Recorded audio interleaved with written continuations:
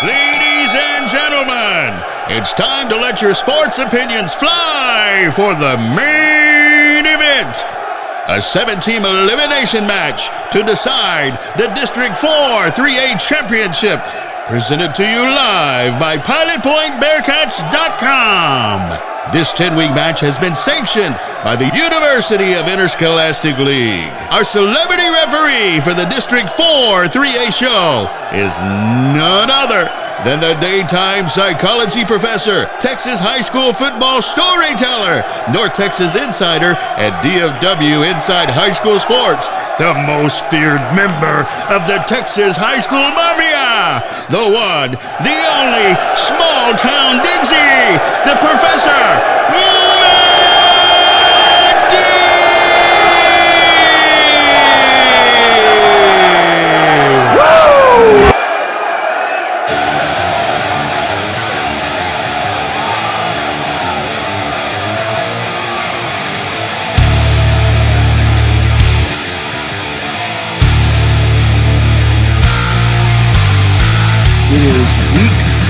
of the Texas high school football season. I am your Professor Matt Diggs, and a special shout out to our friends at the Pilot Point Bearcat Broadcasting, Blogging, Social Media Guru Network for once again hosting and promoting all things District 4 3A, including their own student athletes, of course, but they are definitely invested in the District 4 3A report and give me free reign to be as honest as I want to be. Again, I am Matt Diggs, the professor, and thank you for tuning in to another episode of the District 4 3A report.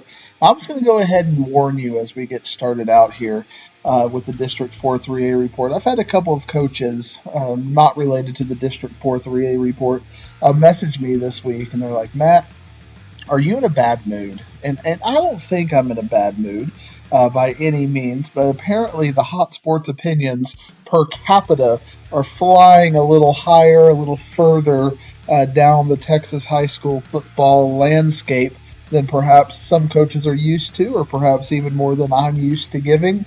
I don't feel that way. Maybe my new podcast, the DFW show, Digging for Wisdom, you can find that on Spotify and Apple Podcasting.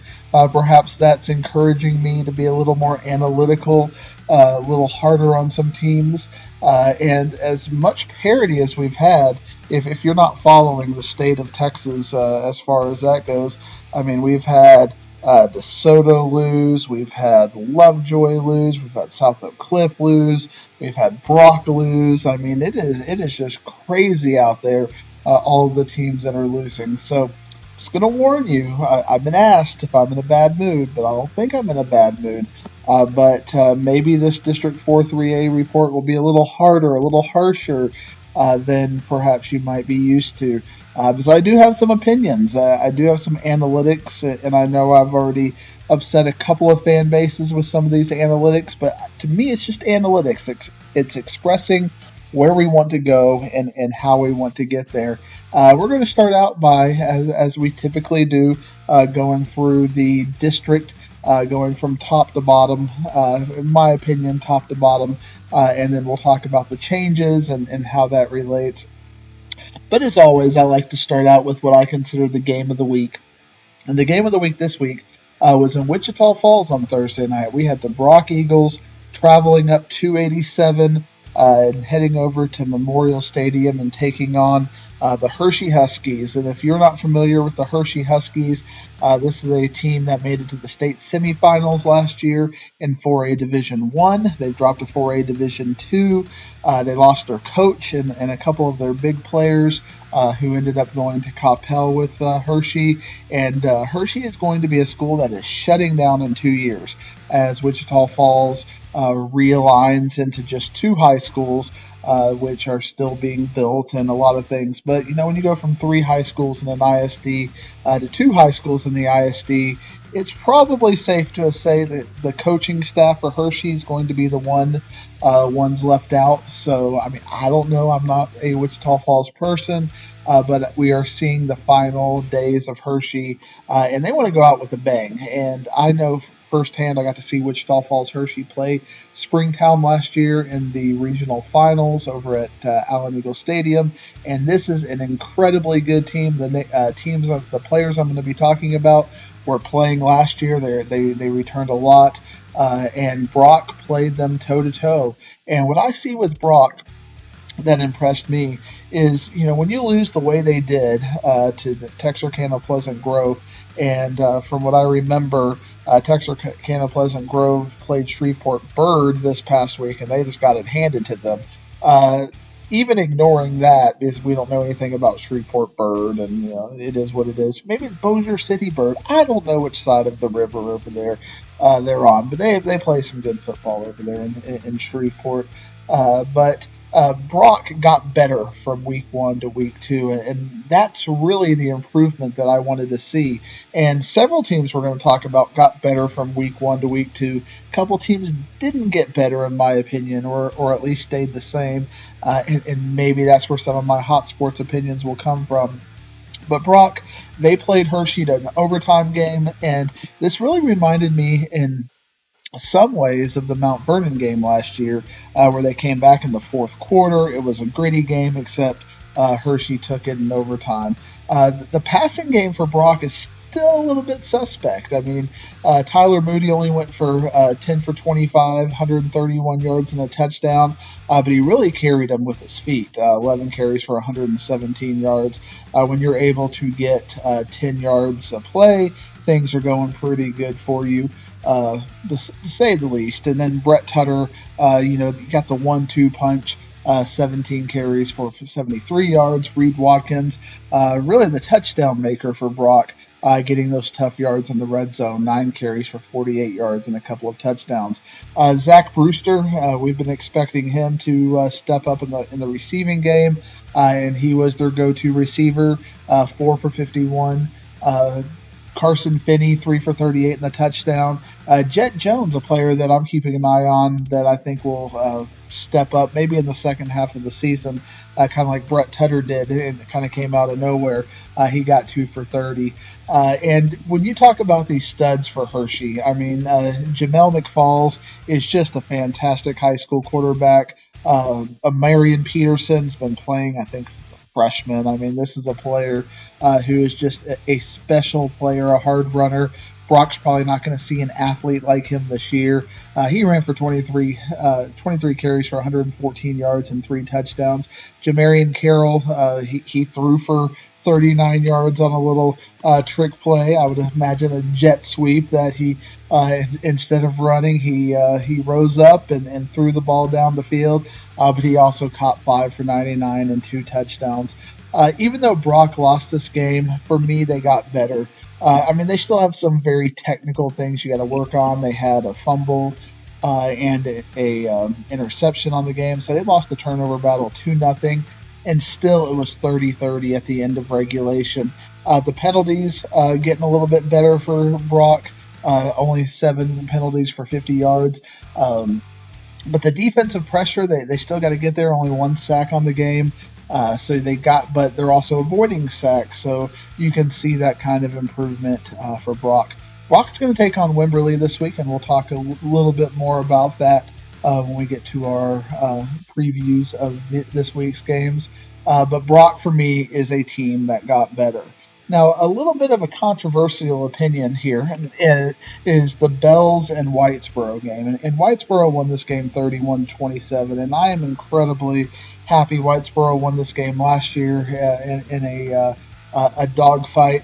But I actually was disappointed at this result because I wanted to see Whitesboro take it to the next level. And what I mean by that, and I appreciate Coach Fagan's going to tell me a win's a win. This is not a beauty contest. I got to see his post-game interview with Kinsey Lee, I think was her name, one of the Sherman and Denison newscasters who covers that area, what I consider northern DFW. I think they call it Texoma. We can argue about that later. But northern DFW, and I love their coverage because they bring us the small schools into our homes. And they do a fantastic job. So I saw some of the interview, and I know Coach Fagan was very disappointed in the first half. performance, but he was also very pleased with the poise in coming back in the second half. It was a game, if you kind of keep an eye on it, I mean, it was 21-10 at one point, and then Whitesboro came all the way back, but then gave up a late touchdown. And then came back at the end, and then got an onside kick, which I think is a gutty call to get the win there. And so you might be asking yourself, well, why are you disappointed in this? And the way I see football, and I identify this at all levels, not just our District 4-3A report, because I view teams in tiers. And obviously in this district, Brock is on a tier to themselves. They're a team that can compete for a state championship every year, for a regional championship every year. And in this district, even though my colleague Nolan Ruth disagrees with me on this, I have Whitesboro as the second tier, but pretty much on their own. I don't see them being, I mean, a team like Paradise or Peaster may give them a good game. They may push them, but I still think that Whitesboro isn't a tier amongst themselves. And in that side of things, when I look at the state and I look at the region, I see them right kind of at the bottom of that first tier, top of the second tier when you look regionally. And as a big Whitesboro fan, I'm wanting to see them step up to that next tier to where they're no longer playing Brock within 4 touchdowns. They're playing Brock within 2 touchdowns. And then if they have a game where they're maybe +2 or +3 on turnovers and get a special teams play, that's the kind of game where Whitesboro can overcome some of the athletic disadvantages they have with a team like Brock and win the game. And I was hoping to see Whitesboro make it to that next level, to be closer to 1 to 2 touchdowns away from Brock instead of 3 to 4 touchdowns away from Brock. And for me to play Bells, to do that and to be that kind of team, you got to beat Bells by more than 3 points in the late goings of the game. Or 4 points, as the case may be, since they ended up going for 2, and we'll talk about that 2-point conversion when we go through the stats.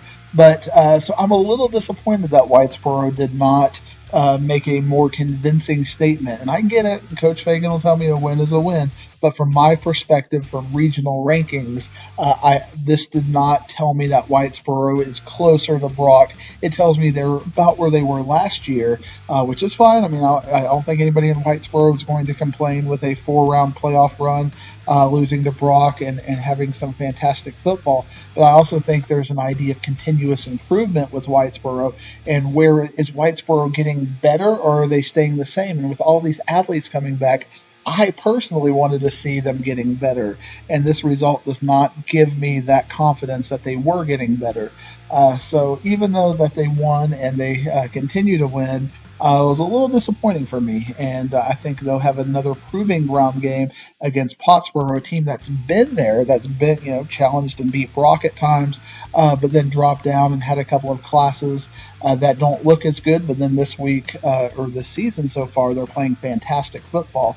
So Whitesboro has a chance to look at a team that has about their talent, but also has those intangibles in the history and the pedigree of having been a little higher up in that pecking order than Whitesboro has. So can Whitesboro look them in the eyes and take care of business? We will find out this week. But looking at the stats this week, Mac Harper had another fantastic game.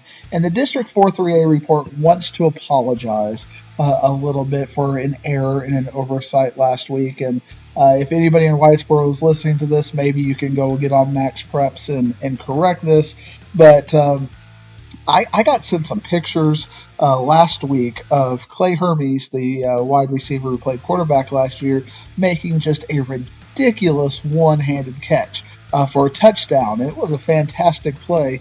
But then when I got into the stats last week, I got a little confused because I didn't see Clay actually getting a touchdown. He has no touchdown listed in the Max Prep. So I was starting to second guess myself and wonder, was that the scrimmage, and I'm just getting some pictures of the scrimmage, and he's stepping up and doing things now. So people are talking about him and his fantastic play because the receiver game for Whitesboro is fantastic. And since he was the backup quarterback last year, he's a lot of people know about Jay Sanders and Brett Donaldson and Carter Sluter, but Clay is now starting to get that. So I second guessed myself, and I did not give him the appropriate love and shout out that a one-handed Sports Center kind of catch deserves. But this time, I can at least say, even though he didn't score a touchdown, he had 4 receptions for 68 yards. He made a pivotal 2-point conversion, and that was kind of a gutty play because at that point, back and forth game, only up by 2. 3 allows it to go to overtime potentially if they kick a game-tying field goal.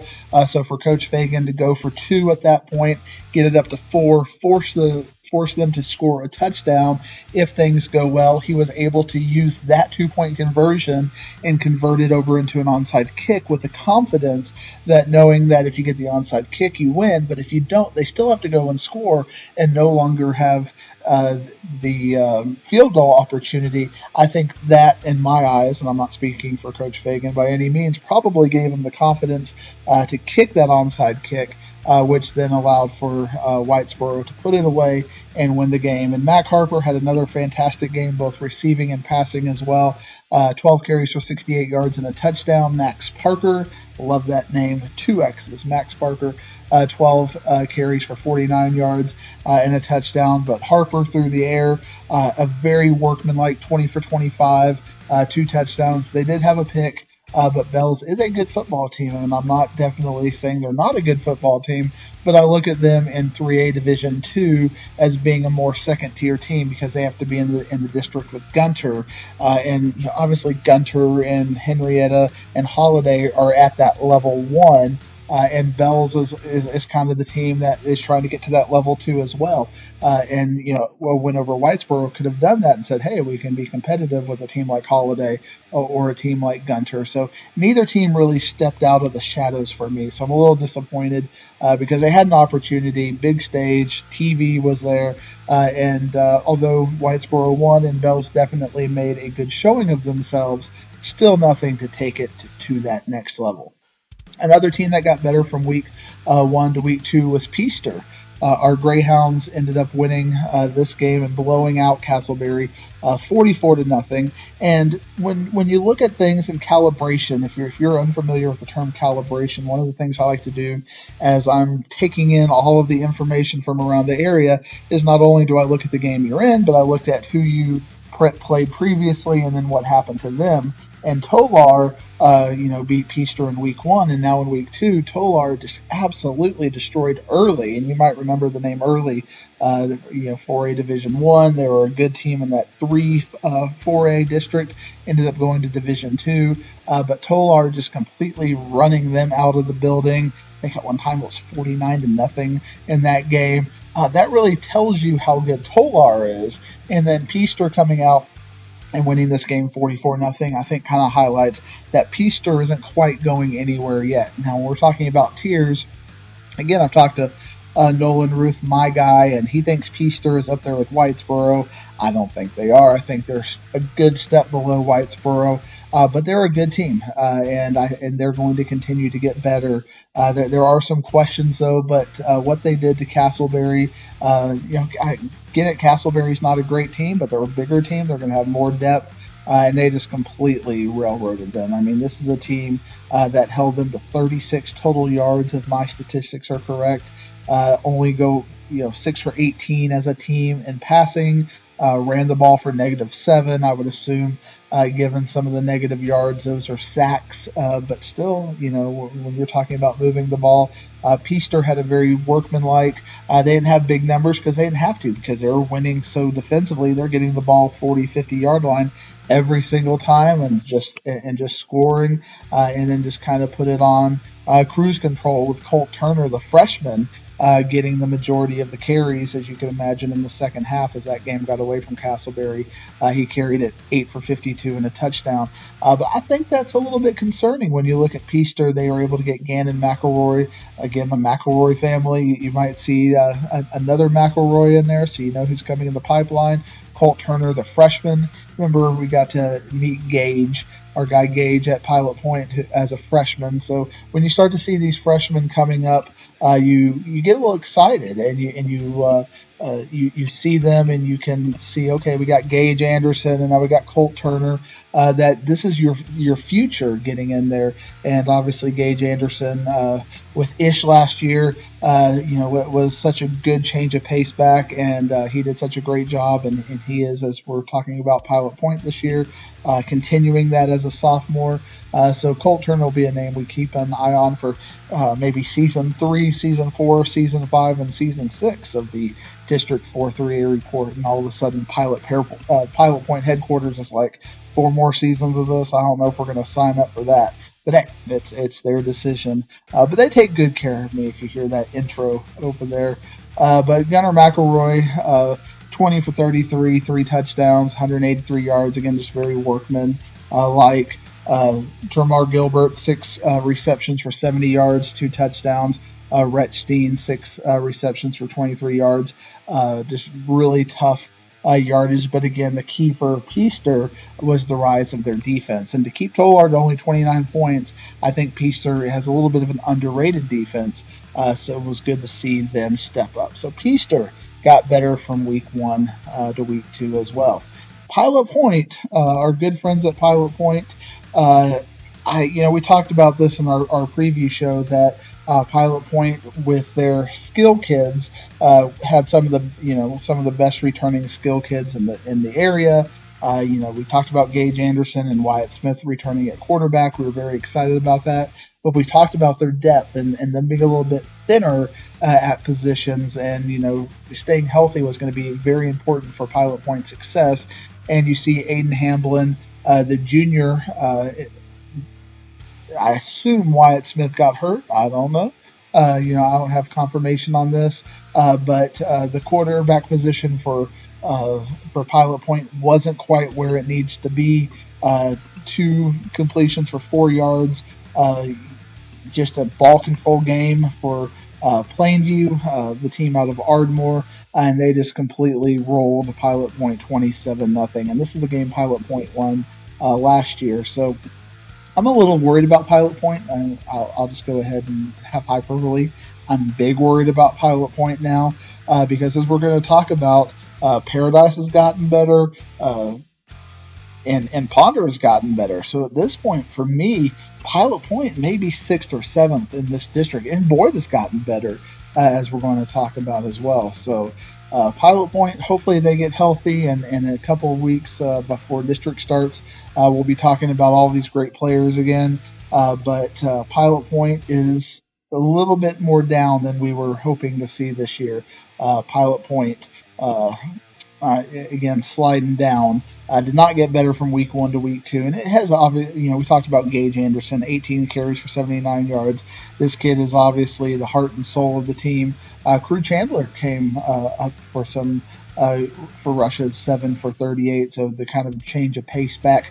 Gage goes into the Ish role, and Crew Chandler kind of goes into the Gage role, and had some success there. But obviously without a passing game. And a passing game, if you're not expecting it, that can obviously evolve and get better with the second teamer getting more reps in practice, but not ideal for Pilot Point. So Pilot Point takes the biggest drop for me this week. Paradise is an interesting team because they keep winning, but they keep, they're looking good as your potential 8-2A District Division 2 leaders as they've beaten Lindsay and Munster, but we're in 3A Division 1. So they're playing down 3 classes with this win. I believe the combined enrollment of Lindsay and Munster is about 300 together.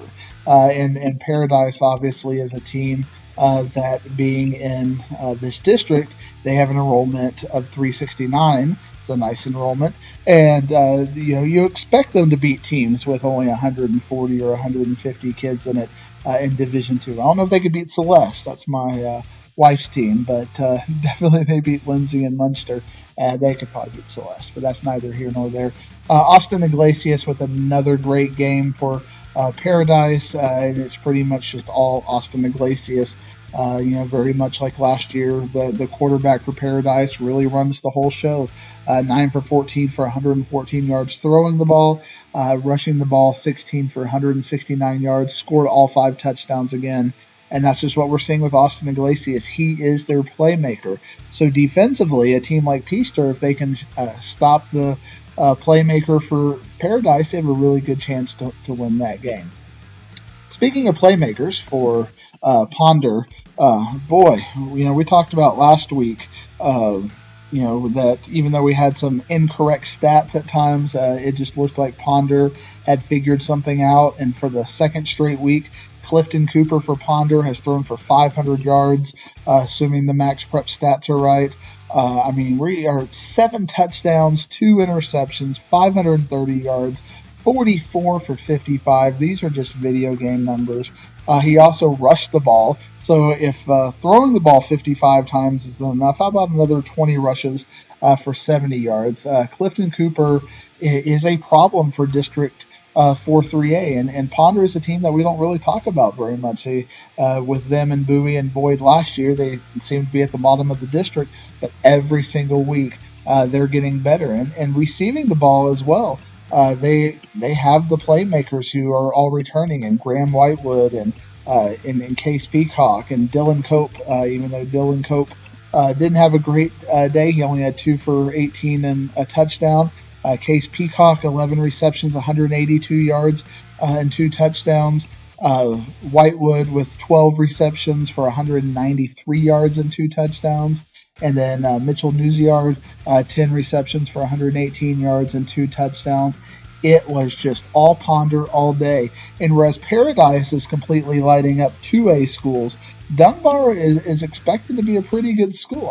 They're a pretty good team, and they're a bigger school. So what Ponder did against Dunbar, to me, is more impressive than what Paradise is doing to Lindsay. And this week, or Paradise doing to Lindsay and Munster. So another big week for Ponder, 2-0 for our Lions, and they have moved up for me over Pilot Point to that 5th spot. Now I think it's going to be Ponder versus Paradise for that last playoff spot. Finally, we've got Boyd against Jacksboro. We're going to get to talk about Jacksboro again this week, as Jacksboro will take on Peaster. But Jacksboro with a very 28-27 win over Boyd. Just a nip and tuck affair. Braden McIntyre, again, we keep talking about this guy, our baseball player who also is coming in and leading Boyd at the quarterback position. He went 19 for 41, 220 yards, and a touchdown.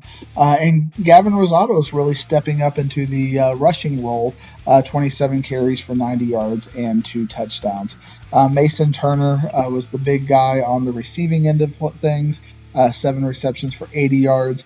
Aiden LeMasters, a player we've talked about quite a bit for Boyd, 5 receptions for 60 yards, and Carter McClure, 2 receptions for 20 yards and a touchdown. So that's kind of reviewing the games last week and kind of where I feel that fits within the District 4-3A profile. So Whitesboro, Paradise, and Ponder all are at 2-0. Pilot Point, Peaster, and Boyd is 1-1. And if you are looking at a numerically sorted standings, you are going to see Brock at the very bottom, and they are 0-2. So let's kind of go through the teams and who they're playing this week. Whitesboro against Pottsboro, the battle of the boroughs continue. And Pottsboro, again, is a fascinating team for me. They're just in District 5, and they're a team that has put up some pretty good numbers this year, especially offensively. They're 2-0, and they're averaging 47 points a game.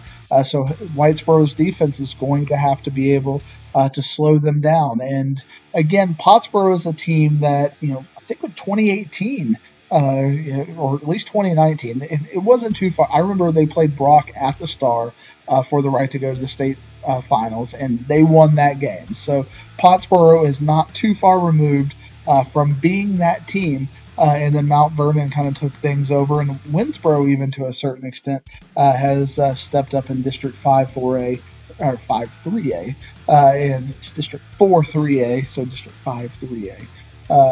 Numbers, they're hard, folks.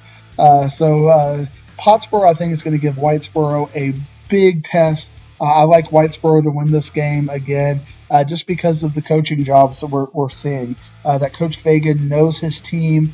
They've got experience. Pottsboro, a little bit younger, a little bit more green, and obviously they've taken some L's over the last couple of years. So Whitesboro's playmakers, I feel, have that intangible of knowing how to win, and Coach Fagan knows how to dial up a little bit of what some people would consider a risky play at the right time. And I don't think it's risky in the sense that it's truly risky. It's just one of those plays that's he'll get a surprise. He'll see something in the tape that I think that he'll use to his advantage. Obviously, he saw something in the Bells tape and made a series of plays late game to get there for Whitesboro.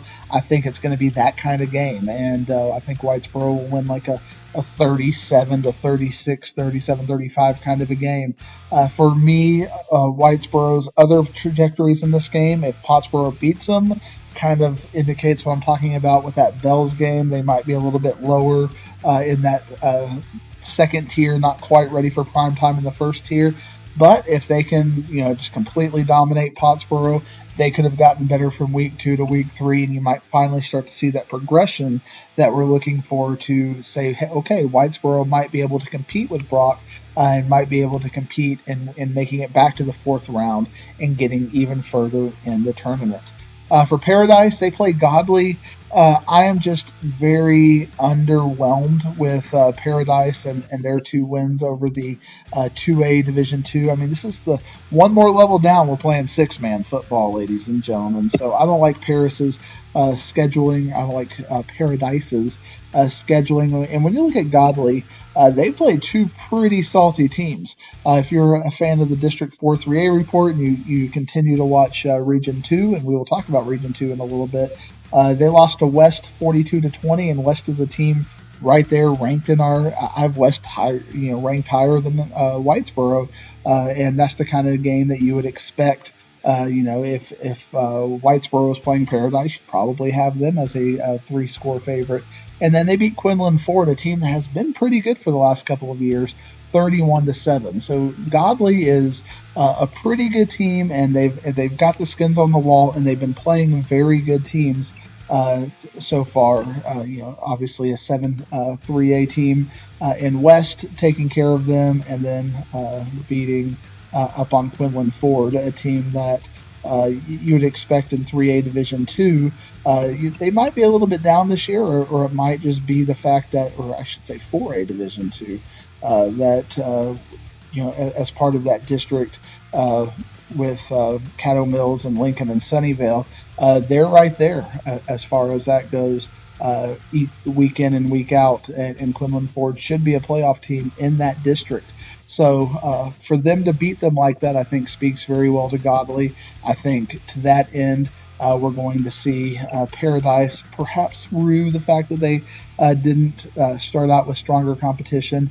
I think Godly will take that win.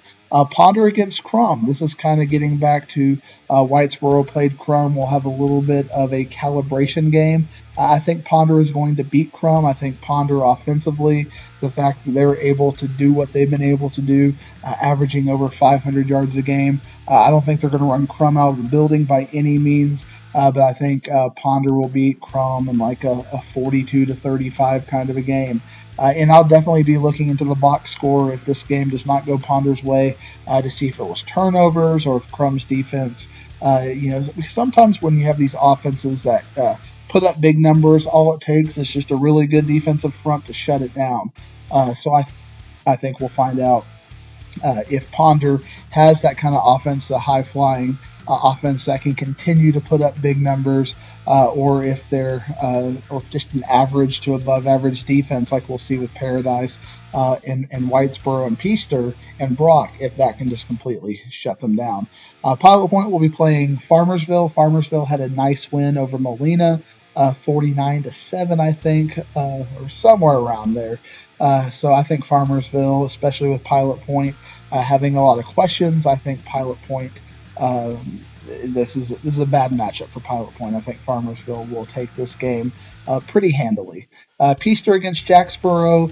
We saw Jacksboro only beat Boyd by a touchdown. I think Peaster is a couple touchdowns better than Boyd, so I would expect Peaster to continue to get better and beat Jacksboro by at least 2 scores. Boyd against a private school out of Fort Worth, Country Day. Can't tell you I know a lot about Country Day. Generally speaking, when you have private schools playing public schools that are kind of small, the private school usually has a little bit of an edge. So I think Country Day will beat Boyd. And then Brock versus Wimberley. I think Brock will finally get their first win of the year. Just the way that it matches up, I think that Brock showed that they were able to contain Wichita Falls Hershey. I mean, they got some big plays and they got some good running backs, but they were able to get in there. Their defense got better, and I think that will help them for Wimberley. I think Brock will get its first win of the year against Wimberley this week. So that is the District 4 3A looking at next week.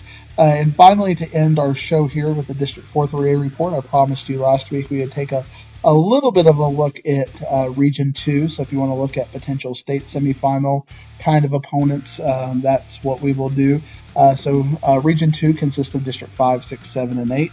You've got Mount Vernon, who won the region last year, and they're looking even better this year, and they're putting up video game numbers as well.